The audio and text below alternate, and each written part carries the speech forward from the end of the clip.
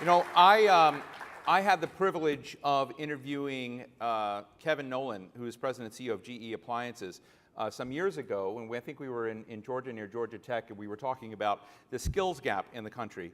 And I didn't know this guy, and I said, GE Appliances, damn, that stock has just dropped on me. Don't talk about that. And it's up 22 cents a share since we walked on stage, I just noticed. But I realized very quickly that Kevin Nolan and GE Appliances were not part of General Electric anymore. And if some of you may have read the James Fallows cover story in The Atlantic some time ago titled Comeback, and it was looking at revitalization in industry and particularly in manufacturing in certain sectors around the country. Jim and Dib Fallows have gone further with that in their book, Our Town, looking at revitalization in communities across the country. And Kevin and his company were profiled in terms of how America was getting back into and revitalizing and reinvesting in appliances again. You know, the washing machines and the refrigerators that President Trump likes to talk about, Kevin's team builds. And I did not realize that a Chinese firm, Haier, Qingdong Haier, had bought and kept Kevin as its CEO, running the show. So let me just start with you, Kevin. Thank you so much for flying up here. And I just lost my mic here, so thanks, AV team. I'm going to just do it my way. Here we go. And first, can you give us a snapshot real quickly of the size and scale of GE Appliances? And I just want to tell the audience here, because it's fascinating. GE Appliances just announced a $115 million expansion of a refrigerator plant in Decatur, Alabama. Announced a $150 million investment in distribution in Dallas, Texas.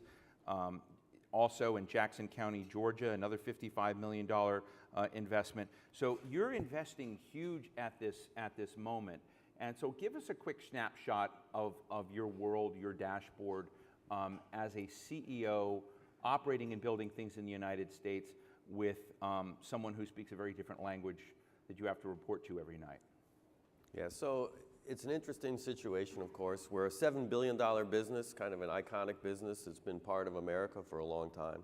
We're headquartered in Louisville, Kentucky, and we still do a major amount of manufacturing in Louisville, Kentucky. All the dishwashers that you see out of GE, all of our top-load washing machines, and a lot of our refrigerators come right from the plants that I look out my office every day. So we manufacture there, but we also have a presence. We make cooking products in Georgia. We also made an investment in Selmer, Tennessee, where we make refrigerators, but we've also now just recently added air conditioners to the mix. We made an investment a few months ago to do that in Tennessee.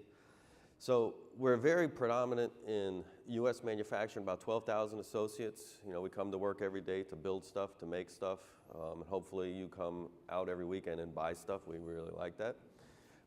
But it is about U.S. manufacturing. We haven't always been about that. I'd say I was somewhat of a habitual outsourcer when I first joined GE Appliances. I was a longtime GE person, about 28 years. 20 years now with GE Appliances. Do you have a lot of GE stock? Let's not talk about it. Let's keep on rebuilding America. We'll keep the subject here, Steve. But so you have all of this capacity, and I think it would be useful just in terms of looking at whether or not we're at an inflection point that's genuine or not. I am interested in the fact that you know the old GE, you said you were outsourcing a lot. That hits employment, that hits communities. And are we at a point now where, I mean, I know you've expanded workforce by thousands of folks, and do you sort of sense or feel that American manufacturing at large is changing? Are you guys part of that? Is having a partnership with a Chinese owner part of that equation as well? Yeah, so it's interesting, you know, us reshoring and bringing a lot of manufacturing back to the U.S. started pre-Haier. We started that under GE. A lot of it was fundamentally, I saw where things were going. We were losing sight of, you know, having the technical skills, and we lost sight of the manufacturing skills. We're about 20 years of not investing in manufacturing in this country.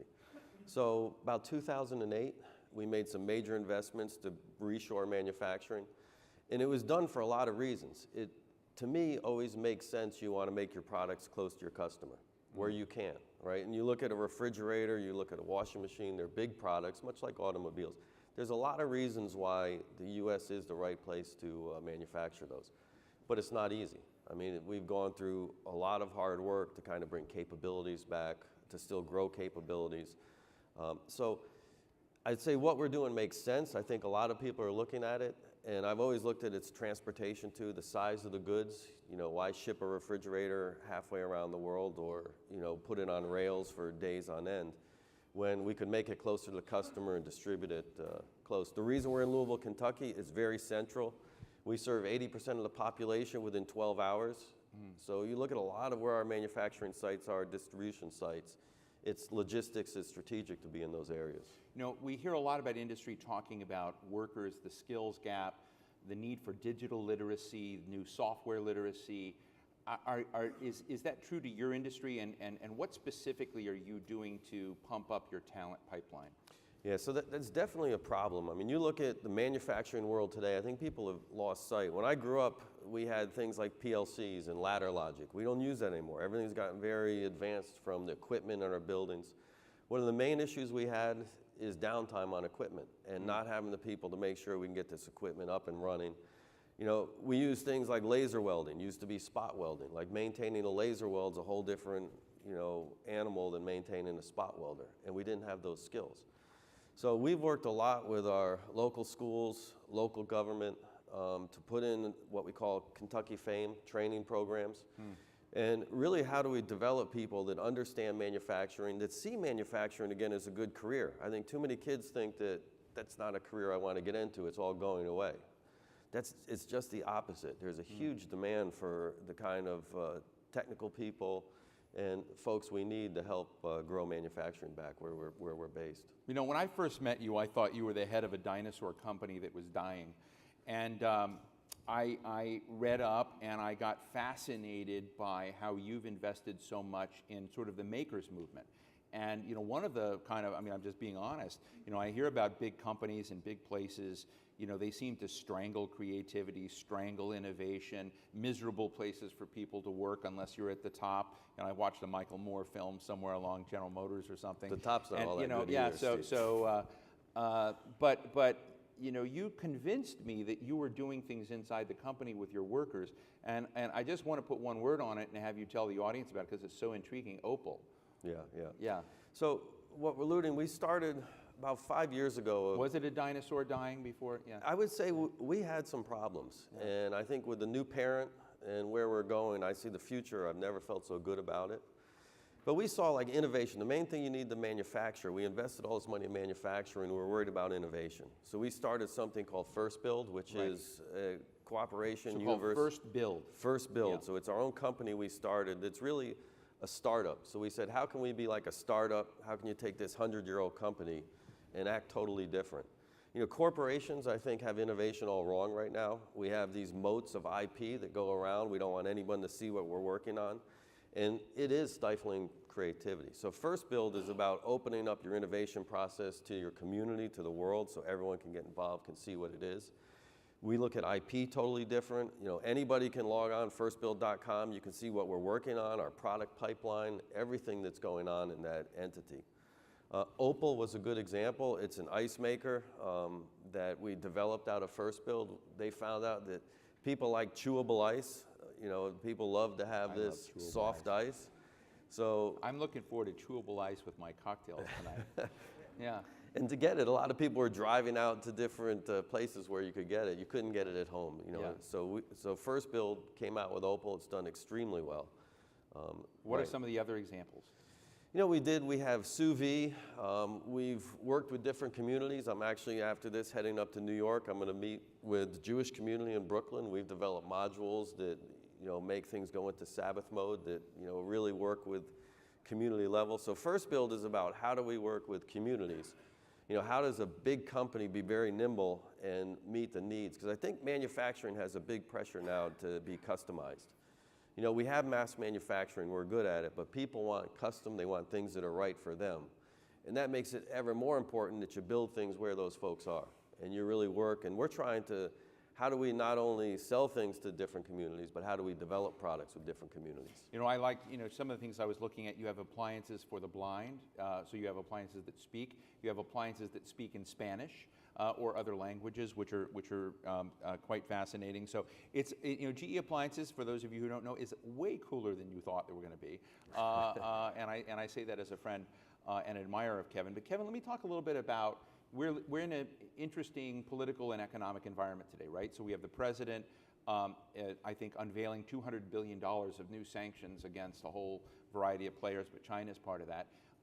And trade, I tell people, trade as a topic used to be what I was obsessed with. When I look out at people like Paula Stern, whom I've known for, since she was in diapers just 20 years ago. But we've been engaged in trade. Many of you and I have known each other for a long time talking about trade. It disappeared as sort of out of the lexicon of interest in the country, but trade is back now. So how does a company like yours that has such an interesting ownership structure in an arena where we're not talking about nanotech, and maybe we are talking about automation and the kinds of newfangled operations that are going to be part of your company, but we're talking about washing machines, dryers, refrigerators, like the president's talking about it, your own. So how are you navigating in this political and economic terrain today? Yeah, so one, I don't think I could find myself in a more interesting situation that just seems to have happened at one time. Our owners have been great. Our owners have, and it's different than what you hear. Are you saying that because you have to? No, I'm saying it. One is, I have less conversations with. I've never had the autonomy that we have. We've put all local management in. They've been on that, and they've talked about, how do we reinvest? We're a profitable business, but how do we reinvest and we grow locally? So the parent and the way things, there was a lot of nervousness, when you're being taken over by the Chinese, what's going to happen, and there's such gloom and doom rhetoric, and I would say we've seen just the opposite, and us making decisions and us investing, and I think the proof is in the results. We're growing jobs, we're growing our footprint in the U.S., we're growing our footprint from a manufacturing standpoint. So that's been great. I think the other thing that's been good for us this year is, the new tax reform was good. You start seeing the investments, the things that we're making as a company. I think that's what was hoped that was happening. And I feel very optimistic about it. I feel very optimistic about how we can reinvest our capital and how we can grow jobs. And what it's ultimately about, how do we bring better products, right? And how do we bring better products out to our consumers? That's what we're focused on day in and day out. The tax issue is an interesting one. I mean, I'm out there running this morning around the mall, and my phone's lighting up about what's on the tax bill, what's going to be impacted. We've got a lot of fear of our business. When you run a business, we have an annual plan that we have to hit. When we were sitting back there in last December, we're starting to think about strategically, what do we do, where do we go? This was not in our cards. This wasn't, what's happening today wasn't in our cards 2 or 3 weeks ago. And programs and projects and investments, they don't work on a weekly basis, right? We're making strategic investments. You talk about Decatur, Alabama. We're doing a big expansion of our refrigerators that we build there. That's done. You need a predictability, a stability. So whether, I'm no expert. I'm an expert on refrigerators and washing machines. I'm not an expert on tax policy. I'm not an expert on foreign trade. But I do know when you run a business, you need to have an environment that you can predict. And the more predictable it is, the better you can lay out strategic plans, and the better you can chart a course forward. One of the things we're going to get at today, one of the things I think is interesting about economic discussions is traditionally when you get folks together, we may bring people together, look at automation, and that's one silo. Or we may get people together and talk about inequality, and that's another silo. We may talk about women in boards, and that's another silo. We may talk about tax policy. And so today we have all the silos here, and they're talking. And I'm just sort of interested in how someone like you looks at how to create healthier communities that are engaged with firms like yours. What are we missing in terms of the social contract, the economic social contract with workers? Because there's a lot of fear out there. That while you may be succeeding, there's not a lot of trust that will be there. But as you think about a civic leader, as a business leader, what advice do you have for folks here about creating a healthier economic equation? I think something that resonates is optimism. I think optimism is so important. We talk about automation. People sit here and they'll sit away from places that actually make things and talk about automation is going to take away our factories. They're going to take away our workers. You know, all last week I did a lean training. So last week I actually sat on the assembly line and made washing machines. Probably check if you buy a GE washer, don't buy one that was made last week. Yeah, I talked to him on the phone. He didn't sound happy. But when you sit there and you work with the folks and you see the value in what our associates, what we bring to the party, you know, I have a lot of optimism. I have a lot of optimism. Man, if you look at robotics are helping our manufacturing. They're never going to take away, I don't think, and I know a lot about manufacturing, they're not going to eliminate those jobs. And it's been a history of that, as everyone's talked about all this gloom and doom. And I think that talk hurts, because what it does is it doesn't have people interested. It doesn't have kids that want to go into STEM. It doesn't have kids that see a future in these kind of roles of being an engineer, being into manufacturing. So I think we've got to get the story out more that these are good jobs. These jobs are going to be here. They're going to be here in the future, and they're not going away. So I think we've got to be more optimistic in our talk. And as you sit and you're playing this role in community in Louisville, what are the things that you really worry about? What are the things that could get in the way of the success, the comeback that Jim Fallows wrote about? You know, I don't worry about competition. The appliance industry is competitive, but I'll take my team up against anybody. We're a competitive team. We know what it takes. We know the market. Who's your biggest competitor? You know, with big guys like Samsung, LG, Whirlpool, and they're good competitors. But I'll go into the game any day with them, and I think we're going to do fine. I think it's the economic environment. I mean, at the end of the day, we're as good as we need housing market. You know, the housing downturn, it hurt our business. We lost, I mean, it was painful. A lot of folks lost jobs. It was a hard thing to go through. So we need a good, robust economy. You know, we need folks that are going out there, that are buying products, that are, you know, on the weekends, that are going out shopping. When it's really hot, everyone please go buy an air conditioner. You know, but I would say it's the economy, because there's a lot of things that are in our control. Right. And, you know, we'll get great products. We're going to get, you know, good cost-effective manufacturing. But the economy's got to be there. You know, I know you've just last month in June celebrated your 2-year anniversary of the new ownership. If you were to just share with us the starkest differences that have occurred between before and after, what are those? Yeah, I would say, you know, now that we're a part of High Air, we're out there playing to win. You know, I think when we were a part of GE, we were just, you know, let's be a good company. Let's do the right thing. That's not what we talk about when we come into work every day. We talk about how we're going to grow the business, we're going to double the business, we're going to be #1. So the starkest is we're doing what we have to do to grow and to win out in the marketplace. We're reorganizing, we're adding people, we're adding expertise. You know, so it's been a great story, and it's been a story of seeing folks that have always, you thought they had capability, but they never really won. And seeing us put numbers up on the board, having good quarters, it's energizing to see where we're going. I want to go to all of you for just a couple of questions in just a moment, but I can't help but ask this question. I once interviewed Jeff Immelt. Some of you may remember Jeff was a former CEO of General Electric. And I asked him about the previous era and the legendary stewardship of Jack Welch.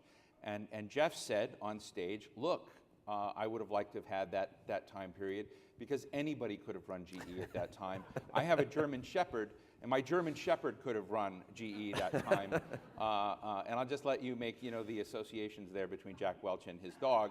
But it was it was a statement that he made. And I'm just sort of saying, as you look at the challenges GE has today, your former firm, what are the 2 or 3 things they could do to help them create the optimism to change things around? Because, you know, the stock, and I think that, you know, it's a beleaguered company right now. And so you're the part of the company that's now rising again.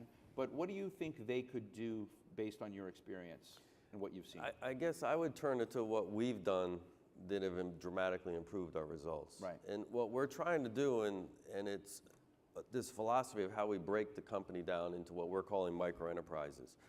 So First Build was a micro enterprise. We call it a micro factory. So we're taking that theory and we're bringing that back into the parent. So we're trying to make it, the more you can attach your results to the market as an individual, and this is a big theory that High Air has, and I've really embraced it, is we need to have each individual understand and feel the market. I think at GE, it was very removed. We were very functional.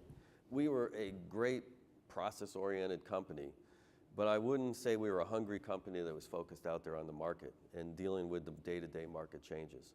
So I think that's the big trick is you have to focus on your customer, you have to focus on your market, and not just the CEO. It has the people that are doing. And also your worker who may have a great idea. That's right. That they can run with. And we like to say everyone's an entrepreneur. Micro enterprise inside a mammoth company. That's right. Great, fascinating. Let me open up the floor here, and I'll try to see. We have a lot of lights here, but did I see a hand go up over here? Somewhere. Yes, right up here in the front. We have Alan Bahar here. I will not know and remember all of your names. This just happened to be an accident. I almost wore your tie today. He makes ties. Yes, yeah. Okay, great. Yeah. Go ahead. So you said you're owned by the Chinese. Are you exporting any of your product now to China? That's interesting. Yeah, so if you look at the products like we're building out of Selmer, we make a very high-end refrigerator. So we're starting to have exports. We're launching the Monogram brand in China. We've opened up Monogram showrooms now around China. So we're kind of looking at the high end of the product line. But it's funny, I had my boss came over, one of the things he encouraged is, why aren't you guys looking more on how you can export? So the opportunities there, I'd say we're really focused on our market right now and kind of opportunistically, by different brands doing that. Fascinating. Paula Stern here, and then we'll go right here in the middle. There should be a mic here. Where's our mic person? We'll repeat. What's your name with the mic? Daniel. Daniel. Round of applause for Daniel. Good. I love my mic runners. Yeah, Paula. Ambassador Stern, former chairwoman of the International Trade Commission. Hi, thank you so much, Steve, and for your presentation. I know we're trying to avoid the elephant in the room, but I can't help it. What elephant? Well, it's several, but yeah. That's what I was worried about. Yeah. It's basically the cost of steel, Yeah. the 232 Sure. elephant that has been imposed by the Trump administration. How does that affect your costs of production? I would imagine it affects all of your competitors if they're in U.S.-based competitors. Terrific. But if you're exporting Right. as well, it must have an Terrific. impact. Elephant in the room, steel, So- and right here in the middle. We'll go right here. Yeah, so it's an issue. I mean, and I don't think people realize, like the dishwashers we're making in Louisville, Kentucky, I mean, there's a real impact of what we're starting to feel. So it's jobs and work that we're doing here is we're seeing, inflation. So the amount of inflation that we're dealing with this year is... So per unit, how many dollars more?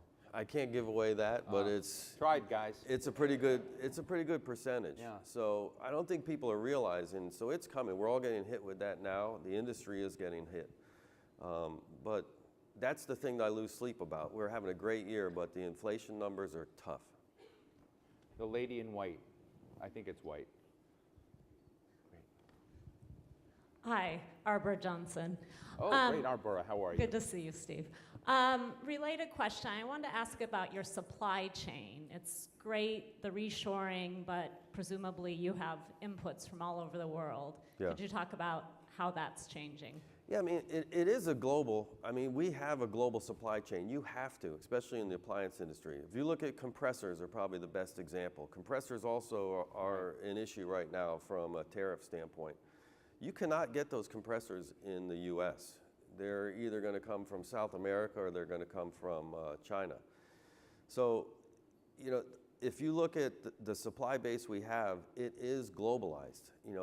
If you look at folks from Europe, our suppliers have people going from all over the world or going to these different suppliers. And it's a mature industry, so the supply base is somewhat matured. So you'll see finished goods typically built in the market, but then because different expertise, we get certain kind of gaskets. You have to get them from Germany. That's where they have the technology. If you buy a front load washer, typically it might be a German gasket that's in there.